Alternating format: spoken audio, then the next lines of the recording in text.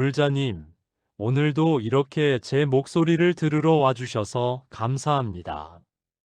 하루의 소음이 조금씩 잦아드는 이 시간, 오늘은 다소 무겁게 느껴질 수도 있지만 꼭 한번 돌아볼 필요가 있는 이야기를 나누어 보겠습니다. 바로 옛 불가의 가르침에서 말하는 전생의 업이 깊을 때 몸과 마음, 그리고 인연 속에서 나타날 수 있다는 5가지 신호에 관한 이야기입니다. 혹시 제목만 보고 겁이 나셨습니까? 그러나 불자님을 두렵게 하려고 드리는 말씀이 아닙니다. 알아야 조심할 수 있고, 알아야 고칠 수 있으며, 자신의 삶을 돌아볼 때 비로소 참회의 길도 시작할 수 있기 때문입니다. 부처님의 가르침에는 자신이 지은 업은 결국 자신에게 돌아온다는 인과의 이치가 있습니다. 살다 보면 이런 생각이 들 때가 있습니다. 왜 나만 자꾸 몸이 아플까? 왜 좋지 않은 일이 겹칠까? 왜 나는 사람과의 관계가 유난히 힘들까? 우리는 흔히 운이 없어서 그렇다고 생각합니다. 그러나 불가에서는 우리가 지어온 마음과 말과 행동이 인연을 만나 결과로 나타난다고 봅니다.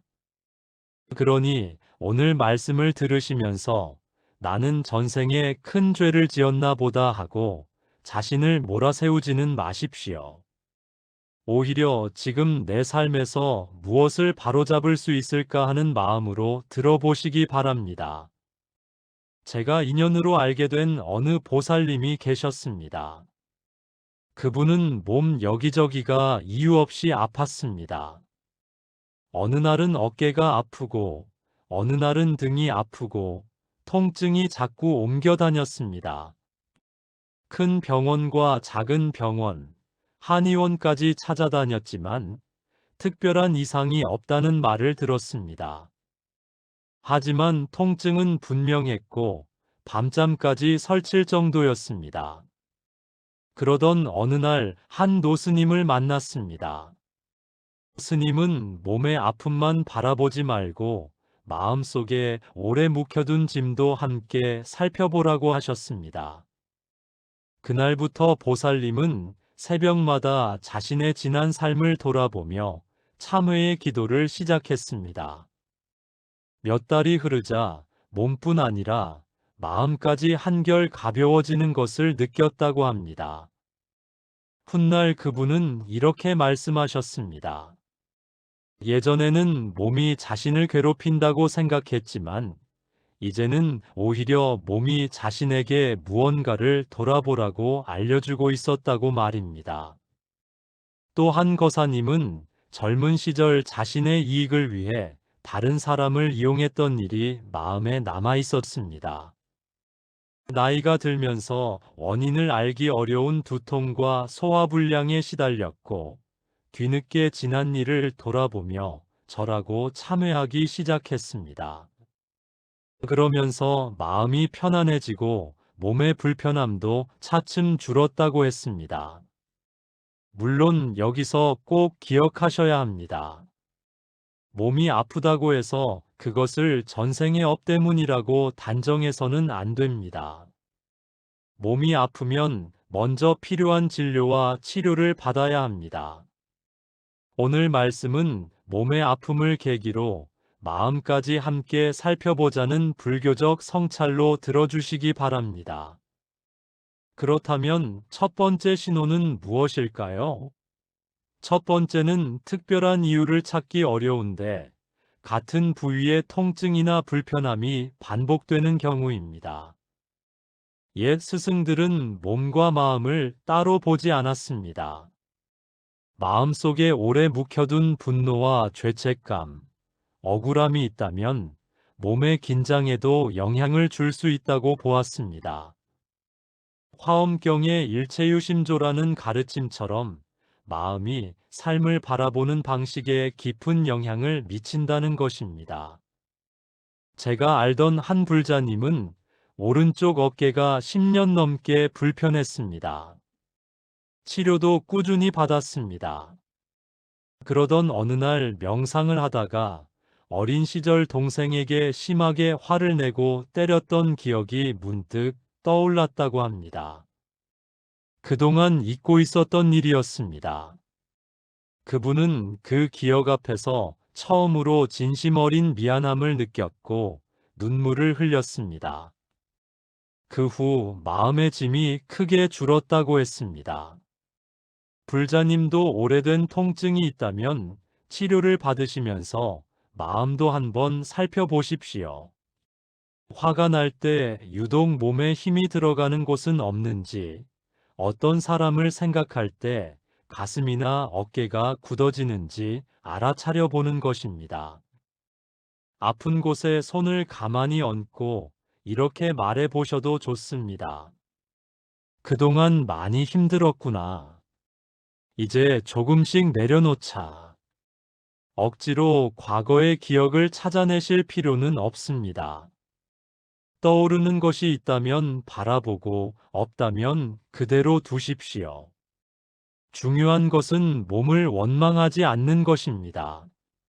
두 번째 신호는 깊은 잠을 이루기 어렵거나 비슷한 꿈을 반복해서 꾸는 것입니다. 특히 누군가에게 쫓기거나 물에 빠지거나 낯선 사람이 원망스럽게 바라보는 꿈이 반복되면 잠에서 깨어난 뒤에도 마음이 무겁습니다. 한 거사님은 젊은 시절 사업을 하면서 동업자를 속였던 일이 있었습니다. 이후 오랫동안 좁은 골목에서 누군가 자신을 쫓아오는 비슷한 꿈을 반복해서 꾸었다고 합니다. 뒤늦게 그 일을 돌아보며 마음속으로 동업자에게 용서를 구하고 참회의 기도를 시작했습니다. 시간이 지나면서 그 꿈의 횟수도 줄었다고 했습니다. 또 다른 보살님은 물에 빠지는 꿈을 반복해서 꾸었습니다. 그분에게는 어린 시절부터 이어진 자매와의 갈등이 있었습니다. 오랫동안 서로 연락하지 않았지만 어느 날 먼저 손을 내밀어 화해했습니다. 이후 반복되던 꿈도 잦아들었다고 합니다. 꿈을 무조건 전생의 메시지라고 단정할 필요는 없습니다. 낮 동안 억누른 걱정과 감정이 꿈으로 이어질 수도 있습니다. 중요한 것은 반복되는 꿈을 두려워하는 것이 아니라 내 마음에 아직 풀지 못한 관계나 감정이 있는지 돌아보는 것입니다. 잠들기 전 오늘 하루를 천천히 되짚어 보십시오. 감사했던 일 3가지를 떠올려도 좋습니다. 그리고 마음속으로 이렇게 기도해 보십시오. 제가 알게 모르게 상처 준 모든 인연에게 용서를 구합니다. 저에게 상처를 준 인연도 오늘 밤만큼은 내려놓겠습니다. 몸이 아프면 잠을 설치고 잠을 설치면 몸이 더 지칩니다. 그러므로 몸과 마음과 잠은 서로 떨어져 있지 않습니다. 세 번째 신호는 얼굴과 눈빛에 자신도 모르는 무거움이 오래 남아있는 경우입니다. 겉으로 웃고 있는데도 주변에서 요즘 무슨 걱정 있어? 라는 말을 자주 듣는 분들이 있습니다. 사진을 보았을 때 자신도 모르게 눈빛이 무겁게 느껴지기도 합니다. 한 보살님은 젊은 시절 어머니의 마음을 많이 아프게 했다는 죄책감을 평생 품고 살았습니다. 어머니가 돌아가신 뒤에야 진심으로 지난 일을 돌아보며 참회하기 시작했습니다. 그러자 어느 순간부터 주변 사람들이 얼굴이 전보다 편안해졌다는 말을 하기 시작했다고 합니다. 또 한 거사님은 사업에 실패한 뒤 오랫동안 다른 사람을 원망하며 살았습니다. 주변에서는 늘 얼굴이 어둡다고 했습니다. 그러던 어느 날 절에서 108배를 하면서 남의 잘못만 생각했던 자신의 모습을 처음으로 돌아보게 되었습니다. 눈물을 흘리며 자신의 잘못도 인정하고 나니 거울 속 얼굴이 전보다 편안하게 느껴졌다고 합니다. 불자님, 얼굴은 마음의 영향을 받습니다. 죄책감과 원망을 오래 품으면 표정도 굳어질 수 있습니다.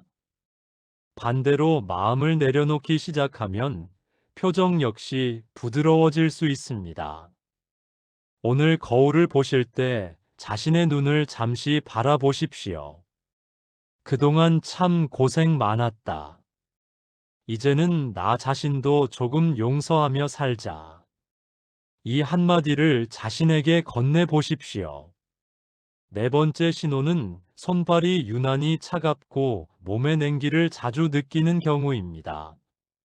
이 역시 먼저 의학적인 원인을 살펴보는 것이 중요합니다. 다만 옛 불가에서는 몸의 차가움과 함께 마음의 차가움도 돌아보라고 가르쳤습니다. 한 불자님은 시어머니와 오랫동안 갈등하며 마음의 문을 닫고 살았습니다. 여름에도 양말을 신고 잘 만큼 손발이 차가웠다고 합니다. 그러다 시어머니가 병원으로 누우시면서 직접 간병하게 되었습니다. 처음에는 의무감으로 시작했지만 시간이 흐르면서 서로에게 쌓였던 감정이 풀렸습니다. 그분은 그 무렵부터 자신의 마음이 따뜻해졌고 몸의 냉기도 전보다 덜하게 느껴졌다고 했습니다. 또 한 보살님은 형제들과 재산 문제로 크게 다툰 뒤 오랫동안 연락을 끊고 지냈습니다. 그 시절 손발이 늘 얼음장처럼 차갑다고 느꼈습니다. 어느 날 먼저 형제에게 전화해 오래된 오해를 풀었고 이후 마음이 편안해지면서 몸에도 온기가 도는 것 같았다고 이야기했습니다.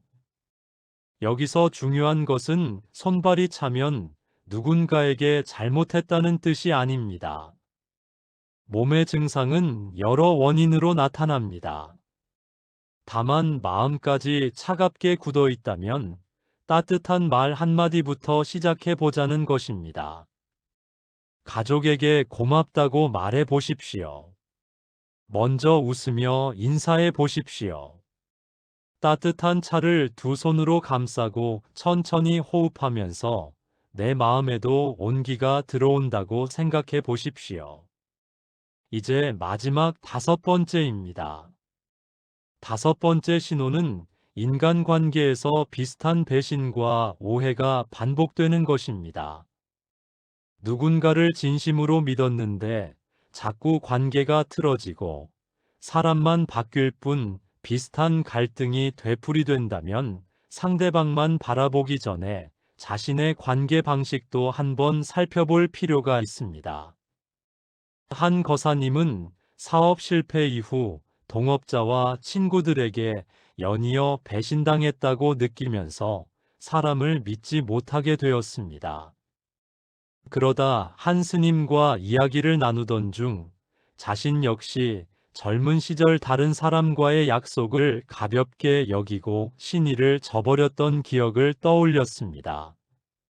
그때부터 남을 원망하는 것보다 먼저 자신의 말과 행동을 돌아보기 시작했습니다. 시간이 흐르면서 사람을 만날 때 가졌던 두려움도 조금씩 사라졌고 새로운 인연을 대하는 태도 역시 달라졌다고 합니다. 또 다른 보살님은 평생 가까운 사람들에게 오해를 받는다는 억울함을 안고 살았습니다. 그러나 자신의 젊은 시절을 돌아보니 자신 역시 다른 사람을 쉽게 판단하고 뒷말했던 일이 있었습니다. 그 사실을 인정한 뒤부터 말을 하기 전에 한 번 더 생각하기 시작했고 주변과의 관계도 조금씩 달라졌다고 합니다.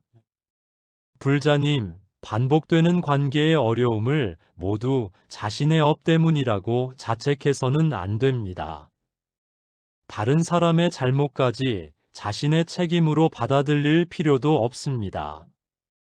다만 내가 바꿀 수 있는 것은 상대가 아니라 내 마음과 행동이라는 사실을 기억하시면 됩니다. 누군가에게 배신당했을 때 왜 나에게 이러는가만 생각하기보다 나는 앞으로 어떤 인연을 만들 것인가를 생각하십시오. 오늘 한 사람에게라도 진심 어린 감사의 말을 건네보십시오. 새로운 선업은 그렇게 작은 곳에서 시작됩니다. 지금까지 5가지를 말씀드렸습니다. 이유를 알기 어려운 반복적인 몸의 불편함, 반복되는 꿈과 편하지 않은 잠자리, 얼굴과 눈빛에 남아있는 무거움, 손발의 냉기, 그리고 되풀이되는 인간관계의 갈등입니다. 그런데 불자님, 여기서 가장 중요한 이야기가 남았습니다. 이 가운데 여러 가지가 자신에게 해당한다고 해서 나는 업이 무거운 사람이구나 하고 낙담하시면 안 됩니다. 오늘 말씀드린 특징은 누군가의 전생을 판정하는 기준도 아니고 사람을 죄인으로 만드는 낙인도 아닙니다. 불교에서 업은 숙명처럼 영원히 고정된 것이 아닙니다. 지금 어떤 마음을 내고 어떤 행동을 하느냐에 따라 새로운 인연과 결과를 만들어갈 수 있습니다. 참회도 거창할 필요가 없습니다. 아침에 눈을 뜨면서 오늘 하루 부끄럽지 않게 살아보겠습니다. 라고 다짐하십시오. 밤에 잠들기 전에는 오늘 내가 누군가의 마음을 아프게 하지는 않았는가 돌아보십시오. 그리고 하루 한 번이라도 진심으로 고맙다는 말을 건네십시오. 마음속으로 이렇게 말씀하셔도 좋습니다. 제가 알게 모르게 지은 잘못을 참회합니다. 제가 상처 준 모든 인연에게 용서를 구합니다. 그리고 이제는 저 자신도 용서하겠습니다. 참회하다 눈물이 난다면 억지로 참지 마십시오. 마음에 오래 묵어있던 것이 풀리면서 흐르는 눈물일 수도 있습니다. 제가 여러 인연을 만나면서 느낀 것이 있습니다. 죄책감을 느끼는 사람 가운데 오히려 마음이 여리고 자신을 심하게 책망하는 분들이 많았습니다. 그러나 자신을 끝없이 벌주는 것이 참회는 아닙니다. 참회는 과거에 묶이는 것이 아니라 앞으로 같은 잘못을 반복하지 않겠다는 마음입니다. 그러므로 오늘 말씀을 듣고 나는 왜 이렇게 살았을까 하고 자신을 미워하지 마십시오. 이제부터 조금 다르게 살아보자. 그 마음이면 됩니다. 아이에게 아픈 곳이 생기면 아이는 울음으로 신호를 보냅니다. 마찬가지로 우리의 몸과 마음도 힘들 때 여러 방식으로 신호를 보낼 수 있습니다. 그것을 두려워하기보다 내가 이제 나를 돌아볼 때가 되었구나 하고 받아들이십시오. 오늘부터 3가지만 실천해 보십시오. 첫째, 아침에 눈을 뜨면 오늘 하루 부끄럽지 않게 살겠다고 다짐하십시오. 둘째, 몸이 아프거나 마음이 무거울 때 자신을 원망하기보다 손을 얹고 많이 힘들었구나 하고 다독여 주십시오. 필요한 치료도 미루지 마십시오. 셋째, 하루에 한 사람에게라도 감사와 따뜻한 말을 건네십시오. 물이 바위를 뚫는 것은 한 번의 큰 힘 때문이 아니라 작은 물방울이 오랜 시간 이어지기 때문입니다. 우리의 마음도 같습니다. 하루에 작은 선한 행동이 쌓이고 또 쌓이면 어느 순간 삶의 방향이 달라집니다. 그리고 한 가지는 반드시 기억하십시오. 오늘 말씀드린 5가지 특징을 가족이나 주변 사람에게 적용하여 당신은 전생에 죄가 많아서 그런 것이다 라고 말해서는 안 됩니다. 다른 사람의 업을 우리가 함부로 판단할 수는 없습니다. 몸이 아픈 사람에게 필요한 것은 비난이 아니라 치료와 위로이고 관계 때문에 힘든 사람에게 필요한 것은 낙인이 아니라 이해와 지혜입니다. 우리가 할 일은 판단하는 것이 아니라 자신의 마음을 닦는 것입니다. 그리고 곁에 있는 사람의 아픔을 조금 더 너그럽게 바라보는 것입니다. 불자님, 오늘 이야기 가운데 유독 마음에 걸리는 부분이 있으셨습니까? 몸의 통증이 마음에 남았다면 오늘 밤 그곳에 손을 얹고 따뜻하게 다독여 주십시오. 반복되는 꿈이 떠오른다면 잠들기 전 용서와 참회의 기도를 올려보십시오. 얼굴과 눈빛의 무거움이 마음에 남았다면 거울 앞에서 자신에게 따뜻한 말을 건네십시오. 손발의 냉기가 마음에 남았다면 몸을 돌보는 것과 함께 오늘 한 사람에게 먼저 따뜻한 마음을 내어 보십시오. 인간관계가 마음에 걸린다면 누가 옳고 그른가를 잠시 내려놓고 오늘 한 사람에게 진심으로 감사하다고 말해 보십시오. 5가지를 한꺼번에 바꾸려고 하지 않으셔도 됩니다. 하나면 충분합니다. 작은 변화는 그렇게 시작됩니다. 불자님, 우리 모두 완벽하지 않습니다. 살면서 실수하고 때로는 누군가에게 상처를 주기도 하고 반대로 상처를 받기도 합니다. 중요한 것은 과거의 잘못 하나 때문에 남은 삶 전체를 죄책감 속에서 보내는 것이 아닙니다. 잘못을 알았다면 멈추고 돌아보고 다시 바르게 살아가면 됩니다. 오늘 밤 잠드시기 전에 두 손을 편안히 모으고 마음속으로 천천히 말씀해 보십시오. 제가 알게 모르게 지은 모든 잘못을 참회합니다. 상처를 드린 모든 인연에게 용서를 구합니다. 저에게 상처를 준 인연에 대한 원망도 조금씩 내려놓겠습니다. 그리고 오늘부터 좋은 마음과 좋은 말과 좋은 행동으로 새로운 인연을 만들어 가겠습니다. 그렇게 하루씩 살아가시면 됩니다. 몸의 통증도, 반복되는 꿈도, 얼굴의 그늘도, 손발의 냉기도, 어긋난 인간관계도 불자님을 겁주기 위한 표식으로 바라보지 마십시오. 오히려 지금 내 몸과 마음을 더 잘 돌보고 삶을 돌아보라는 신호로 받아들이십시오. 조급해하지 마십시오. 어제보다 오늘 마음 하나를 조금 더 부드럽게 쓰고 오늘보다 내일 말 한마디를 조금 더 따뜻하게 건네면 됩니다. 부처님의 가르침은 우리에게 과거에 갇혀 살라고 하는 것이 아니라 지금 이 순간부터 깨어 있으라고 가르칩니다. 그러니 불자님, 자신을 포기하지 마십시오. 오늘까지 살아오느라 참 많이 애쓰셨습니다. 이제 지난날의 무거운 짐은 조금씩 내려놓고 앞으로 지을 좋은 인연을 바라보십시오. 이 밤이 지나 새로운 아침이 밝아오면 오늘보다 조금 더 가벼운 마음으로 하루를 맞이하시기를 바랍니다. 오늘 내려놓은 작은 원망 하나, 오늘 건넨 따뜻한 말 한마디, 오늘 마음속에서 일으킨 참회의 마음 하나가 앞으로의 삶을 바꾸는 새로운 시작이 되기를 두 손 모아 기원합니다. 나무석가모니불, 나무석가모니불, 나무석가모니불. 오늘 말씀이 마음에 와닿으셨다면 댓글에 관세음보살 한마디 남겨주십시오. 그 한마디와 함께 오늘의 무거운 마음을 내려놓고 새로운 마음으로 내일을 시작하시기 바랍니다. 선 한마디였습니다.